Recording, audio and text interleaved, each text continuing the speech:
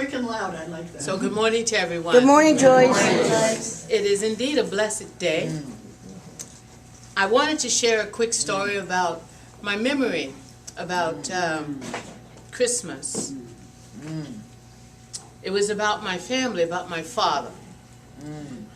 So I was about, 23. My father's birthday wasn't his December 25th.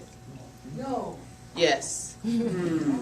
And so I always celebrated his birthday before Christmas, which means that even on Christmas Day, I would give him his birthday present.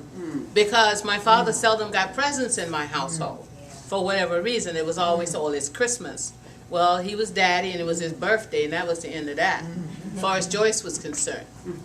So I was strange then, and I haven't changed 1 minute. I'm more strange. So I gave him his birthday present, and we were sitting in the kitchen, and that's where we like to sit, because that's where we had some of our best times, because I love to cook for him. And so whatever daddy wanted, I'd cook it, even if I had to go out and butcher it, but we won't go into that. I was only kidding about that part. And I gave him his present, and he smiled, and I smiled, and we just sat there. And then I gave him his Christmas present, and we smiled some more. But little did I know, about 6 months later, my father would die. No. So, but the Christmas itself was so amazing, because there was something about it that I didn't understand at the time that was very different. He was more calm, more peaceful, and so was I. And I didn't get it. I did not get that connection as to what was going on with us. And it was just the two of us in the kitchen. This is a big family. This is not like your 2.5 children family. There was 10 of us, plus assorted in-laws and grandchildren and nieces and nephews.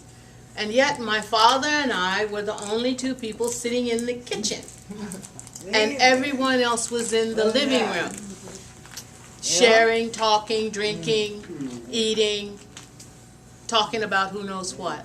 And so I just wanted to share that that was an amazing moment. And so I was sitting back there, holding on to it, wondering, was I going to get up and share it? And I said, oh, what the heck, when did I become shy?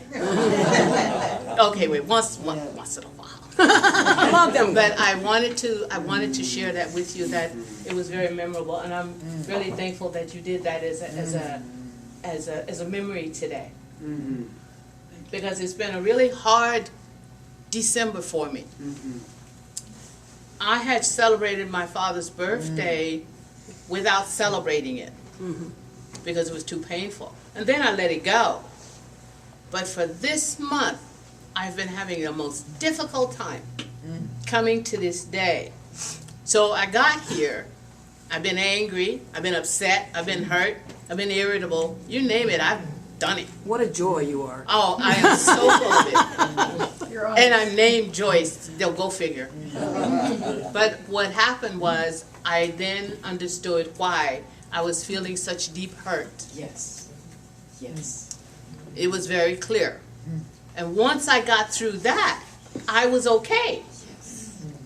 But I had to face it and say, you feel this way because the one person who accepted you for who you were, never questioned it, isn't here. That you called your father your daddy. No matter how many days, no matter how many years, it don't matter. Yes.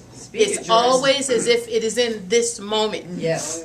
So when people say to you, let it go, you need to let them go.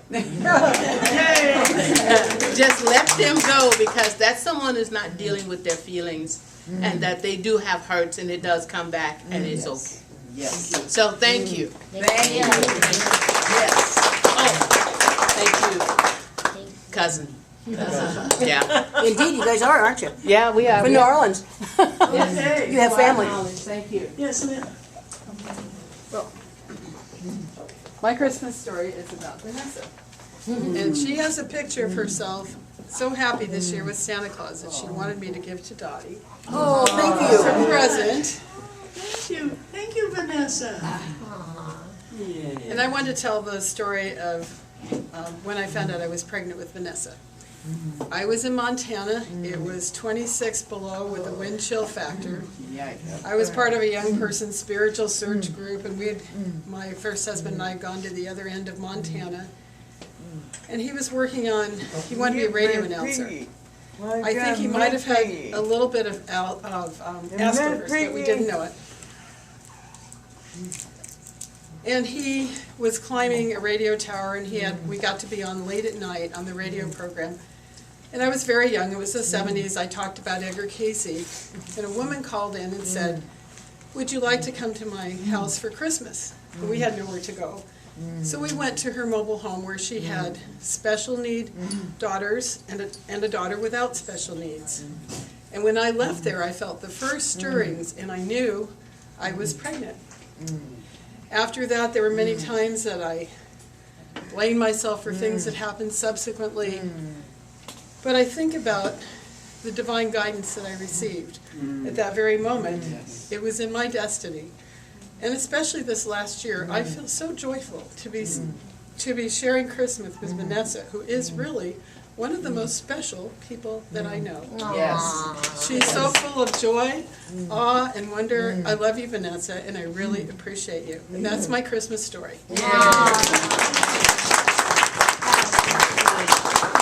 Okay, now, Lee, if we could turn on a light. Thank you. Yeah, we can see all these wonderful people. And, Lori, how's the food coming? Yeah, are we ready? No. What do we need to wait for? Okay. Okay. So, and we're not passing a basket today. We have a basket out there for donations. And don't forget, these charitable donations, you know, you can take them off your taxes. We really appreciate being a 501(c)(3). And there's a basket back there that says for donations. And so we'd love to have you help support CCL. Our rent was raised last month, and we now are spending $5,050 a month to rent the place, and that takes a lot of needy helping us. And this year we have redone the Children of the Creek, which we gave presents to over 40 kids, didn't we? Yeah. We have an orphanage that we're help supporting in Ghana. And we were able to give them $500 from our Christmas boutique, which really helps in Ghana. And we also been doing the Sakatumi, which is people buying socks for the folks in San Francisco, the methadone clinic, people who are homeless. So we're a little tiny congregation here doing a lot of good work. And so we couldn't do it without you guys. So please, we love your support. And also through the Amazon Smile program. It is through, like Amazon.com. You can put in Amazon Smile, look up the Center for Creative Living, and what you purchase, a portion of the purchase will be made as a donation to the church.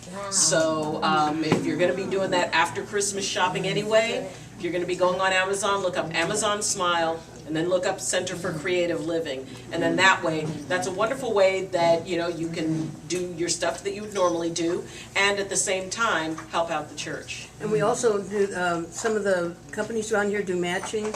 And so if you can have money taken out of your paycheck, and they'll send it to us, or you can do match donations that you send to us. Yep, it's corporations and check with your human resources departments, because what they will do is they will match your donations, and you can give them a receipt, or some of them will actually support directly local nonprofits. So find out from your companies, find out from your offices if they offer any type of charitable support. And those are other ways that we can really help out and, you know, help this church grow. Thank you very much. Thank you so much, and one of the things that I wanna add to that is that it's not just about money, folks, it's also about help.